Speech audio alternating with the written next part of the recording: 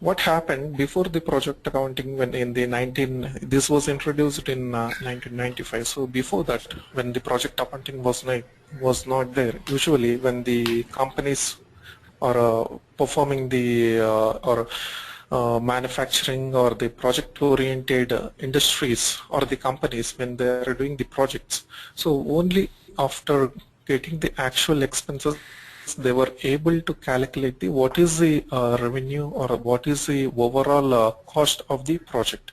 They could not able to identify the potential of the potential cost of the project which they are performing. So with that intention, the project accounting has come into the picture, where in the especially typical manufacturing or the engineering and construction industries, especially say like manufacturing or the oil refinery plant construction, or the construction, or the even services oriented organizations also. So they started using the project accounting. So what project accounting does? Project accounting is having the ability to calculate the cost, to calculate the budgets, forecasting budget, assigning the resources, creating the dependencies of the tasks, and also giving the project performance overviews, and apart from the reports. That is the just introduction of the project accounting. And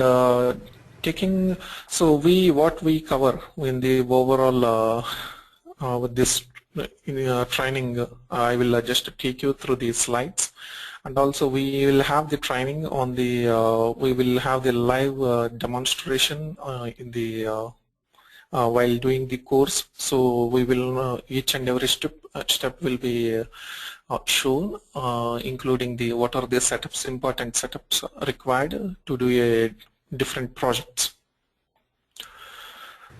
And let's go through the what is the family of the project suite.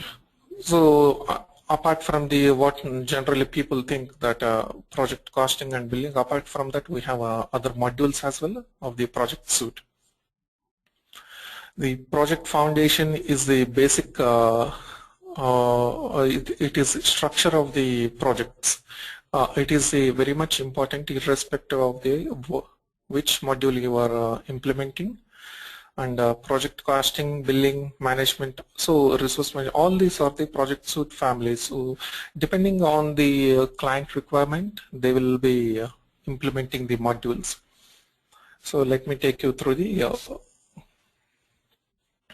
see, this is the overall project accounting flow, or the how does they integrate between the different modules. I can show you. In this project initiatives, how the project is going to be initiated. So because we will have the different channels of creating the projects, or the how the projects can be arrived. So basically we have three types of project in the project accounting. One is capital projects, and another one is contract projects, and the indirect projects. So the initiatives, in the sense sales and delivery, where it will be a when there is an opportunity, sales team will go ahead for the client and provide give the demonstration and provide the budgets, and once they get approval, they will get a new project. So it can be through a sales team or research. In case of any R&D is happening in the organization, so then we can have the indirect project. In case of construction is typically like if you are constructing a building or any manufacturing plant or any machineries, something like that. And information technology or the product development. So all these channels, there can be apart from these channels, there can be other channels also, depending on the organization type. So where the projects will be initiated initially, and how the projects are going to be executed. So the projects are going to be executed through the project management, and the resource project management is basically to how to execute or to perform the project, like assigning the resources, and checking their scheduled dates and the work plans, financial plans, and the overall project performance overview. Resource management deals with the assigning the resources to the projects and the ideal resources and their skill set, everything. Accounting and operations. So these accounting and operations will be done through the project costing and billing. Collaboration is like a forum where the project team members can share their thoughts and views on any issues which they are facing in the project also. And how it is, see, these enterprise integration, these are the modules where the project accounting have the integration or the seeded integration with the other Oracle modules, financials, HR, supply chain, sales, asset management, and any other documents, that means business intelligence modules. Okay. So this is Oracle Project Foundation. As we have discussed, the project foundation.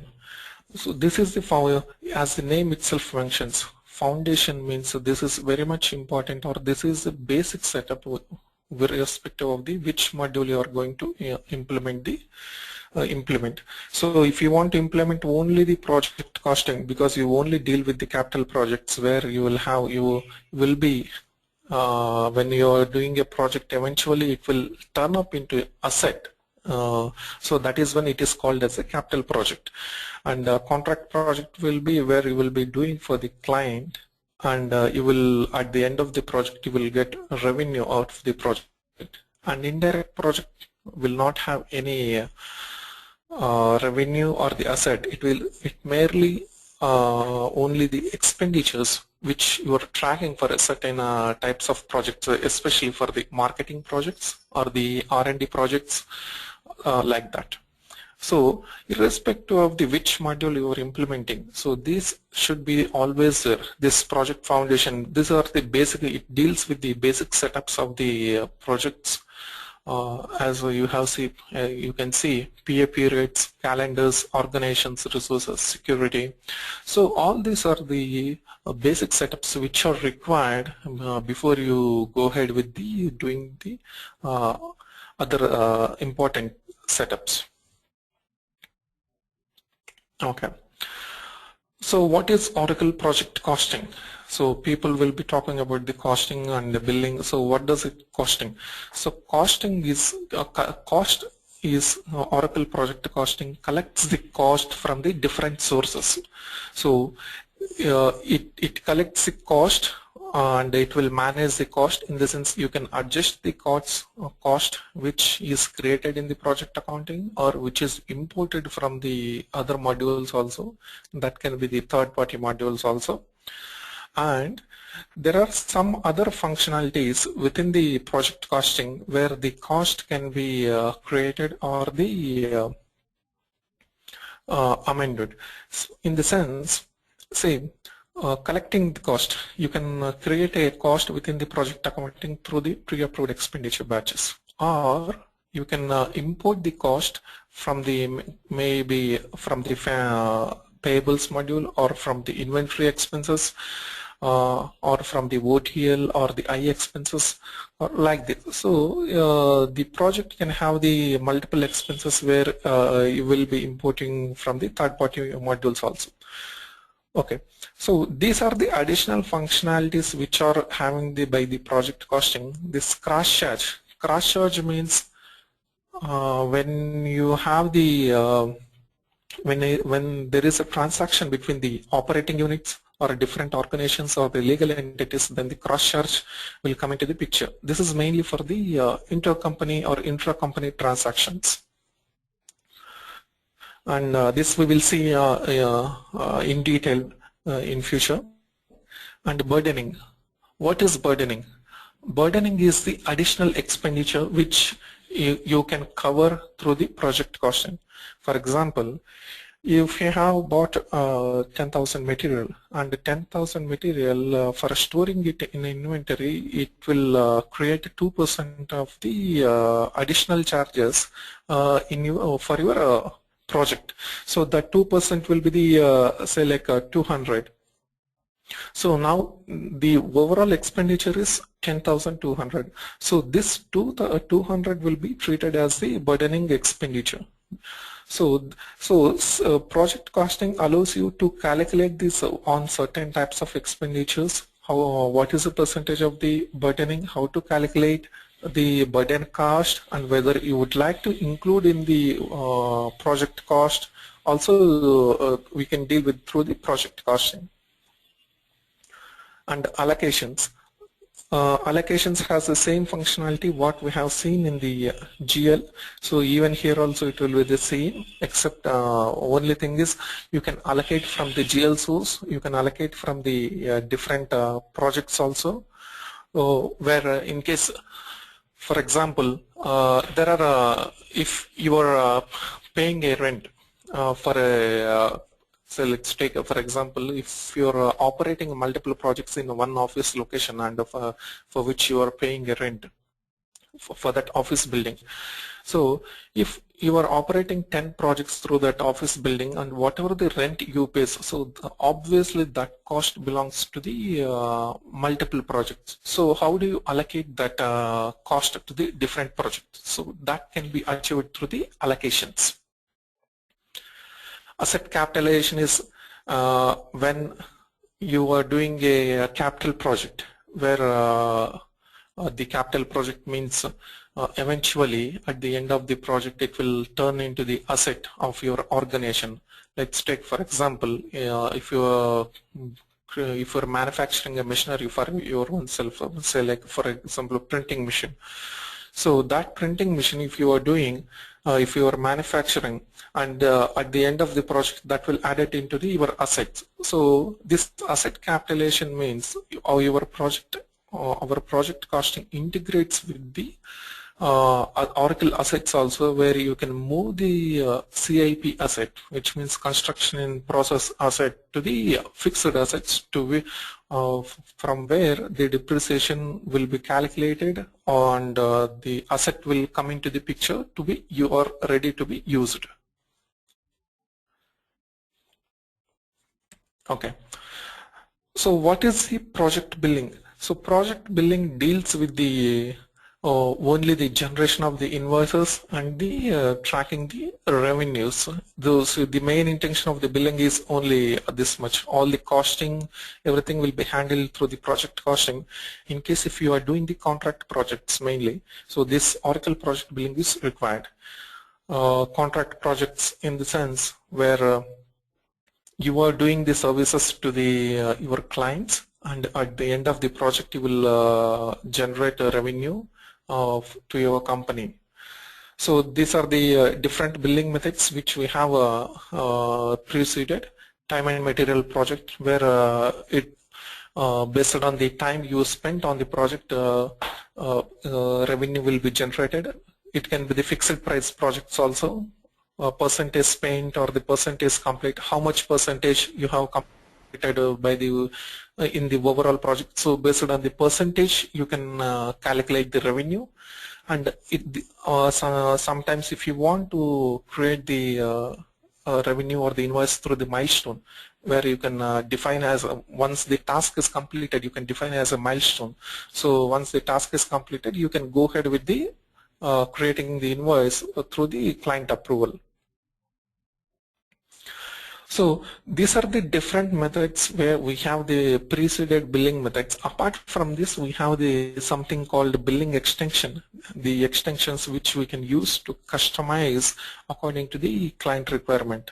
Let's say for example, in case if the client says that whenever we generate an invoice, so there should be a 10% of the reduction from the invoice amount before we sending to the client, or in case if there is any advance payments of that advance amount to be deducted in a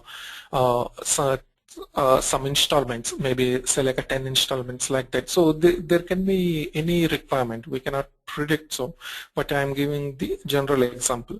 So in those cases we can use the billing extension apart from this general billing methods. Okay. And the major important thing in the project billing is we can differentiate between the revenue and the invoice. So the invoice amount what we generate can be different from the revenue what we record in our books. Let's take for example, if you send an invoice to the client at 10,000, but it doesn't mean that 10,000 should be your revenue also in the in our books. So project billing has the ability to create invoice on its own and to create revenue on its own. So you can create revenue say like 5,000 and you can create the invoice as a 10,000. The example can be, see, let's take example. If you if you have the agreement with the project, say like if you for starting the project, the client has to pay the 10% of the project amount. So that 10% of project amount you will send an invoice to the client and you will receive it. However, that is not your exactly your revenue. It is actually your deferred revenue. Okay, so in those cases, instead of we will hold the revenue, generating the revenue until the 10,000 worth of work is completed, and then you can generate the revenue. So this project billing has the ability to differentiate between the what is the revenue amount to be generated and what is the invoice amount to be created. So and eventually once you accrue revenue or they generate invoices, so that can be interfaced to the Oracle receivables. So whatever the invoice we generate, it will be a draft invoice and that will be integrated to the Oracle receivables modules where the final invoice will be created and sent to the customer for the collection of the amount. So we will just to go ahead with the project costing and billing. However, I just brief you the other modules what are available. So only the important stuff just to highlight what is the importance of it, and I will show you how the flow happens. So project resource management, as the name itself tells, it is a resource management where you it deals with all the resources who are in your organization. So it is like other HRMS modules or something like that. So where you will have the all the resources, their skill sets, and their in case if they have the special abilities, and we can see the who are the resources working on the different projects and their idle time and maybe their scheduled dates for the different projects also.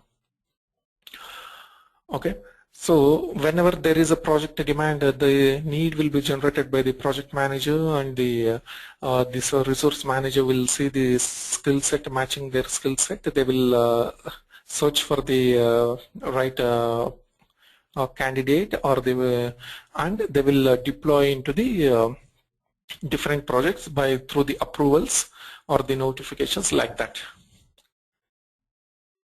Okay. Oracle project management.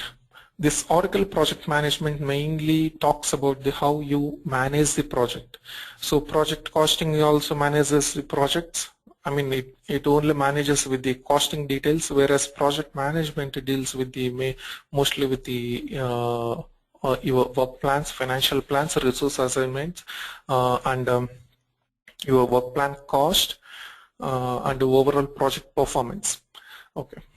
If you see here, the cycle of the project management, initially when the project is started, first you will plan your work and you will set up your budget. How do you plan your work? Your work will be planned based on the different tasks you are going to execute. And how do you set up the budget?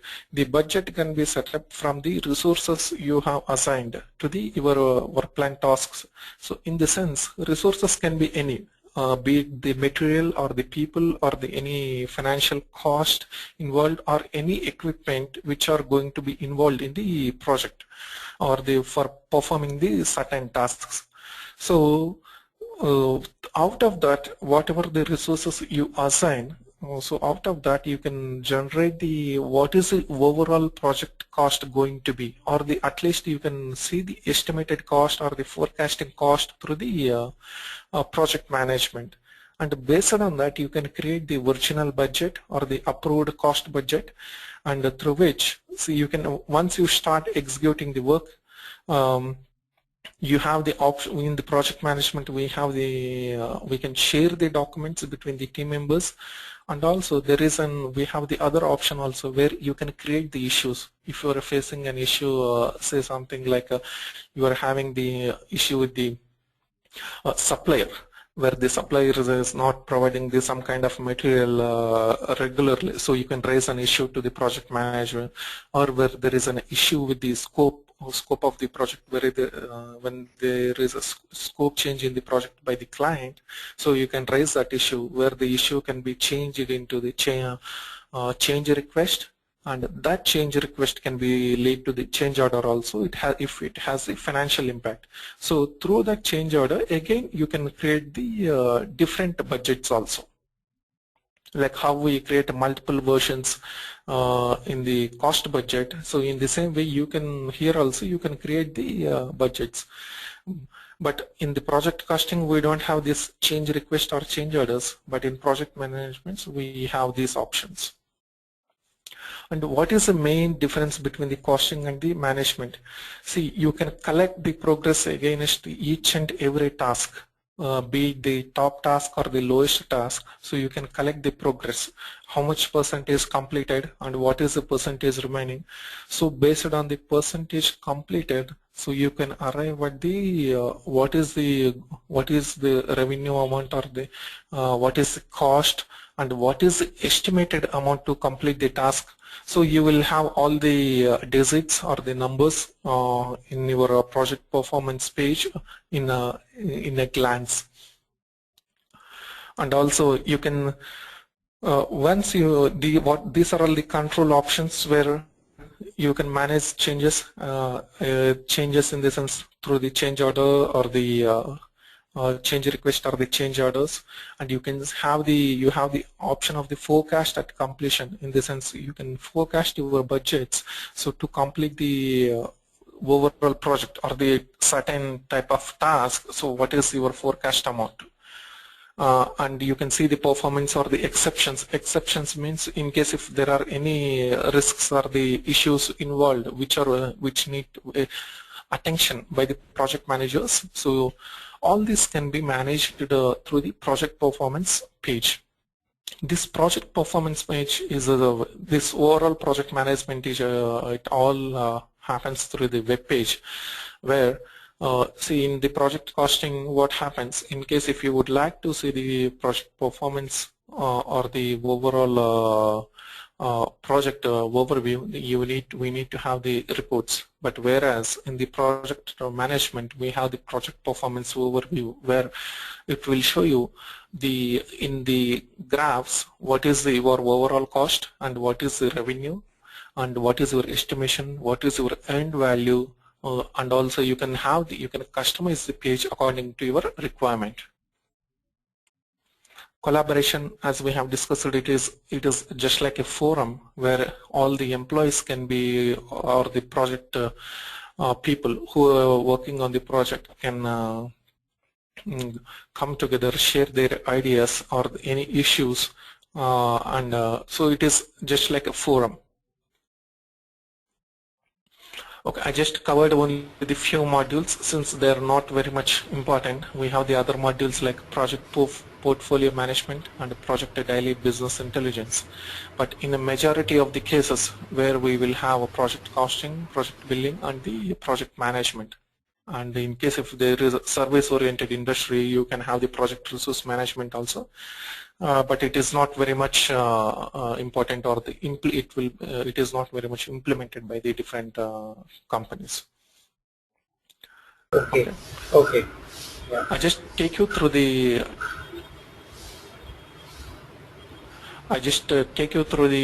different projects flows. Basically, we have, as we have already discussed, we have three types of projects: capital projects, contract projects, and the indirect projects. So I will take you through the, I will brief you the process flow of the capital project now. Okay, this identify the business terms and rules, in the sense we will define the project according to the our business. I mean, be it the capitalization methods or the be it the how the cost to be collected, everything, and accordingly the project will be created. So once in the capital project, the main difference between the capital project and the contract project is capital project always deal with the assets eventually. Contract projects deals with the revenue. So this is a major difference. So what happens once we will create the project and enter the budgets. You can enter the budgets and you will baseline the budget. Since it is a capital project, it will only require the cost budget because we will not have any revenue. And define the assets. Define the assets in the sense, at the end of the project, what are the assets you are going to produce, or you are going to create out of this project. You can define those asset details. It's not like creating the assets in the asset module. We will just give the information of the what is the asset name, what is the asset details, location, everything. And if you see over here in the collecting the cost, so it has all the enter requisitions and POs. This is the, whenever you raise a purchase order or the requisition, that can be tracked in the project accounting. It will not be treated as the actual cost. It will be treated as the committed cost. The difference between actual and committed means, since the PO or the requisition, whatever we have created, it is not turned up as the material received or the services received from the supplier. So as long as it is not delivered by the supplier, this will be treated as the committed cost only, which means it is a potential expenditure. And it will not have impact on your costing in the projects. It will only show as what is the committed cost.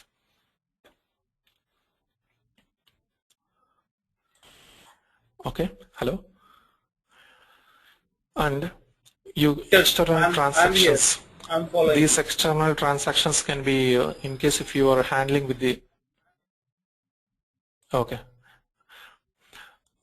So this external transaction, in the sense, in case if you have an integration with the third-party modules, then you can customize the in project accounting, where you can import from the transaction through the transaction import. However, we should be very careful whether the transactions are already accounted or non-accounted.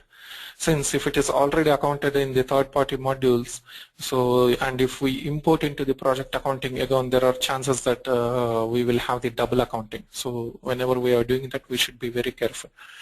And time and expenses will be through the OTL module, and pre-approved expenditure batches will be within the project accounting module, where you can create the expenditures. And supplier invoices through the payables. So you can collect the cost from the various ways, payables, inventory, or the POs, or the OTL, or any third-party modules. So eventually what happens, once you collect all the cost, in the capital project, what happens, once you collect all the cost, you will arrive at the certain type of amount, or for example, once you feel that once the construction, let's take for example, you are constructing and building and you are capitalizing by floor by floor, okay, and if the ground floor is completed, so that ground floor we will say that this is we are going to capitalize this ground floor, so which can be used for the any other purposes, or which will be placed in the assets. So for that, what we do, we will generate the asset lines. In the sense, we will create the asset lines, and we will while generating, we will provide all the asset details required, like a date placed in service, their book names, and the location details, or any other asset manager, all these details, and we will integrate with the Oracle assets. So when integration happens, whatever the CIP cost we have arrived at the on specific asset, that cost will be moved through the asset and will be placed in the fixed assets, which means it is ready for use and also ready for the calculation of the depreciation. And remember, there will not be any depreciation calculated on the CIP cost which we collect in the project accounting. As long as it is not capitalized, it will not have any depreciation cost. Okay. This contract project flows. So contract project, as we discussed, if we are doing the project for the outsiders or our clients, then at the end of the project we will arrive at the revenue amounts, or we will generate the revenue through that project. Here also it will be the same. We will create the project and the tasks. However, we will have the agreements with the clients. Agreements talks about what is the overall agreement amount and what are the different projects you can handle through that agreement. And of course, you need a revenue budget as well as the cost budget. Since we are dealing with the contract project, we need to have the revenue budget. And a baselining budget, in the sense, baselining means you are approving the budget to be used by the projects. We have seen the collecting cost in the previous module, where you can collect from the different modules also, or from the other applications as well. And you can recognize the revenue. Recognizing revenue in the sense, you can create the revenue depending on the whatever the revenue is generated. You can create the revenue events and the interface to the GL. So as we have discussed, revenue is different from the invoice. In the sense, even though both revenue and the invoice amounts are same in the real-time environment, but generation of the revenue and the invoice will be different in the project billing. Let's take for example, if you are billing your client quarterly, which means 3 months billing. However, we need to recognize the revenue every month before we close the periods, right? So when we are closing the periods, obviously we need to recognize the revenue, and we cannot generate the invoice for the sake of recognizing the revenue. So you can recognize the revenue separately in the project accounting and monthly, and whereas you can generate the invoice in the quarterly also. So we have that functionality. So you can recognize the revenue, and once you recognize the revenue, you can interface to the GL, and in the same way you can create an invoice, and that can be interfaced to the receivables, which will be turned into final invoice and will be sent to the customer. So these are the high-level flows of the capital projects and the contract projects. We will take you through the very much in detail in going forward, and I'll just brief you what are the stuff which we are going to cover through the entire course. So in the entire course, we will see the overview, as we have seen for some modules. We will see once again with very much in detail. Excuse me.